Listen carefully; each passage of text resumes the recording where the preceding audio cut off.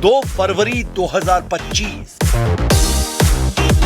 Los Angeles में अमेरिकी singer बियोंसे ने अपने एल्बम काउबॉय कार्टर के लिए एल्बम ऑफ द ईयर और बेस्ट कंट्री एल्बम का पुरस्कार जीतकर नया कीर्तिमान बनाया। केंड्रिक लामर ने 5 अवार्ड्स जीतकर समारोह में धूम मचा दी। चार्ली XCX, सेंट विंसेंट और सियरा फेरल ने भी कई पुरस्कार जीते। इस कार्यक्रम ने दुनिया भर के संगीत और प्रतिभाओं का जश्न मनाया।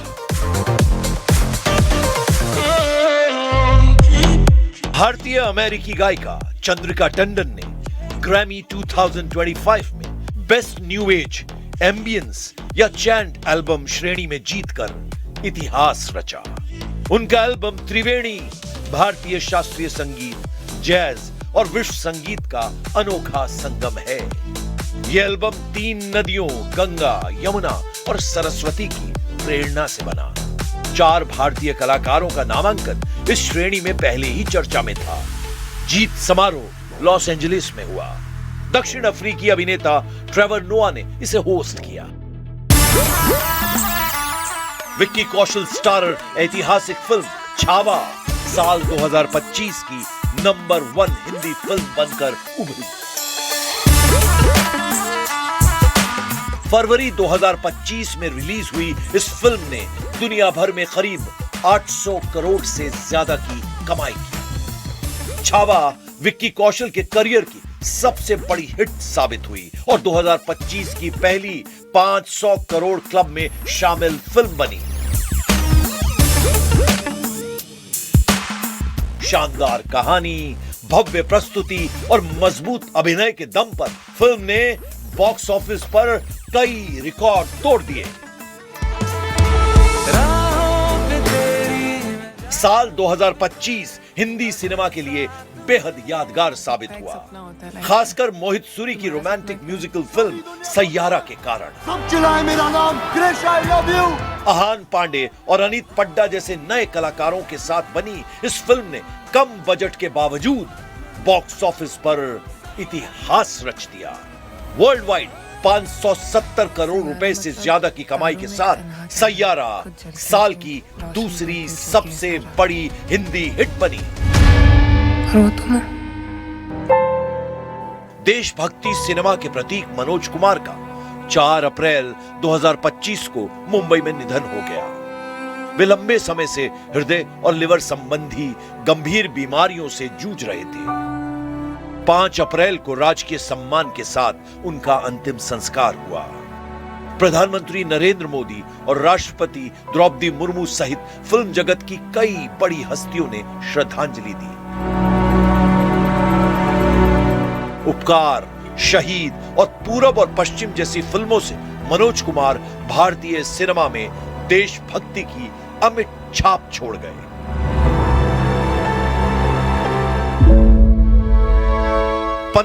अक्टूबर 2025 को महाभारत में कर्ण को अमर करने वाले अभिनेता पंकज धीर का 68 वर्ष की उम्र में कैंसर से लंबी लड़ाई के बाद निधन हो गया।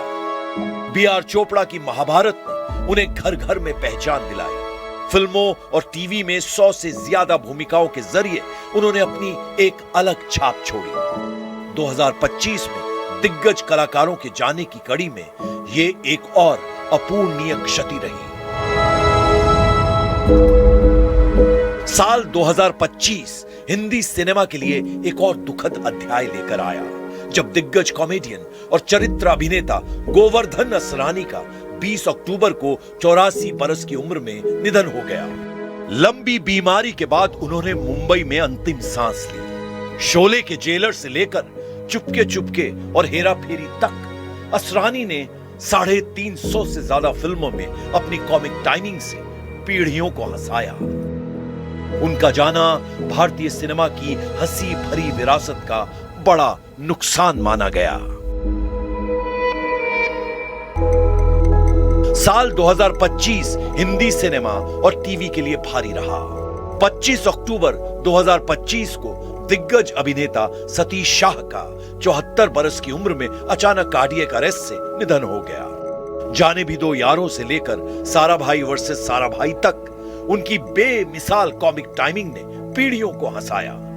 200 से ज्यादा फिल्मों और टीवी शोज में काम करने वाले सतीश शाह के जाने को इंडस्ट्री ने कॉमेडी के एक युग का अंत माना।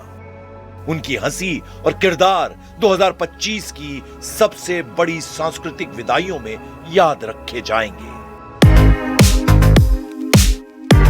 साल 2025 में भारतीय सिनेमा के लिए एनिमेशन की दुनिया से भी बड़ी कामयाबी सामने आई। जुलाई 2025 में रिलीज हुई माइथोलॉजिकल एनिमेटेड फिल्म महाअवतार नरसिम्हा ने दर्शकों का दिल जीत लिया।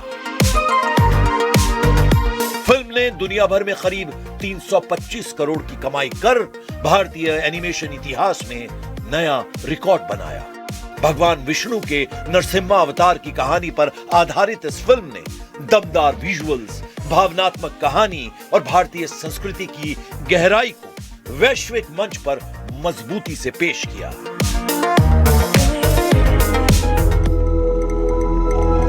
साल 2025 हिंदी सिनेमा के लिए एक भावुक विदाई लेकर आया। 24 नवंबर को दिग्गज अभिनेता धर्मेंद्र का मुंबई में उम्र संबंधी बीमारियों के कारण निधन हो गया। सांस की तकलीफ के बाद वे कुछ समय अस्पताल में रहे और जुहू स्थित आवास पर उन्होंने अंतिम सांस ली। प्रधानमंत्री नरेंद्र मोदी सहित कई नेताओं और कलाकारों ने उन्हें श्रद्धांजलि दी। शोले और चुपके चुपके जैसी फिल्मों से अमर धर्मेंद्र का जाना एक युग के अंत के रूप में याद किया गया।